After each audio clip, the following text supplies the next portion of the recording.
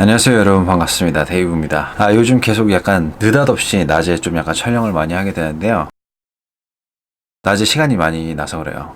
저녁에는 좀 약간 정신이 없고, 이제 낮에 이렇게 중간중간에 짤막짤막하게 여러분들한테 운동에 대한 팁을 전해드릴 수 있을 것 같아서, 하여튼 틈틈이 시간 나는 만큼 이렇게 최대한 촬영을 많이 하려고 합니다. 그래서 오늘 같은 경우에는 뭔가 좀 이제 아주 간단한 운동 팁을 드리고자 하는데, 사람들이 이제 대부분들 많이 운동을 하는 목적이 물론 이제 근육량에 대한 증가도 있을 거고, 그 다음에 체형 교정에 대한 것도 있을 거고, 이제 여러 가지에 대한 목적이 많을 텐데, 오늘은 그 중에서도 체지방을 이제 줄이는 분들에 대한 운동 팁을 알려드리고자 하는 거예요. 그래서 다이어트가 그래도 이제 운동을 하는 데 있어서 가장 큰 비중을 많이 차지하기 때문에 어떻게 효율적으로 체지방을 줄일 수 있을 것인가에 대해서 말씀을 드리고자 합니다. 자, 어떻게 하면 체지방을 많이 줄일 수 있을까요? 지금 이 영상을 시청하고 계신 여러분들 중에서도 체지방을 줄이기 위해서 어떤 노력을 하는지 한번 곰곰하게 생각을 한번 해보세요. 자, 그러면 대답해 주세요.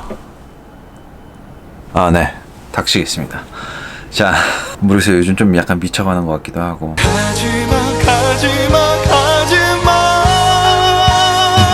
체지방을 줄이는 데 있어서 가장 중요한 거는 운동의 강도가 정말 중요합니다. 그리고 운동에 대한 지속성, 시간을 얼마나 잡고서 운동을 하느냐, 정확하게 이제 따지면은 어떠한 강도로 얼마나 운동을 하느냐가 정말 중요한 건데, 정답을 먼저 말씀을 드리자면은 중저 강도 운동으로 30분 내지 1시간 이상 운동을 해야 몸에 쌓여있는 체지방을 가장 많이 소모할 수 있다고 합니다. 이거는 그 앞전에, 이거는 1970년대라든지 1990년도에 이미 논문에서 다 밝혀져 있는 내용들인데, 이제 자세하게 들어가면은 최대 산소 섭취량에 따라서 몇 프로 정도 이런 것들이 다 세세하게 들어가 있는데, 일반적으로 이제 사람들이 운동하는 데 있어서는 여러분들이 0%에서 100%까지 운동의 강도가 있다라고 생각을 해보세요. 그러면은 여러분들이 그 한 60% 내지 50% 정도의 강도로 시간을 30분 내지 1시간까지 계속 쭉 끌고 가줘야 되는 게 정답이라는 거죠. 그렇게 하면은 몸속에 있는 체내에 저장되어 있는 체지방들을 에너지원으로 사용을 하면서 그것들을 연소를 시키면서 여러분들이 걷고 팔을 움직이는 데 있어서 칼로리를 몸에 있는 체지방으로 소모를 한다는 것이죠. 자, 그러면 여기서 말하는 운동의 강도를 어떻게 측정을 해야 되느냐? 측정할 필요는 따로 없고요. 운동에 대한 강도의 기준은 VO2max, 즉 최대 산소 섭취량이라고 보시면 됩니다. 최대 산소 섭취량은 여러분들이 숨을 헐떡거리는 걸 기준으로 삼으시면 될 것 같아요.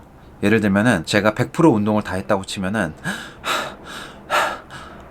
이 정도로 이제 숨을 헐떡거리는 거를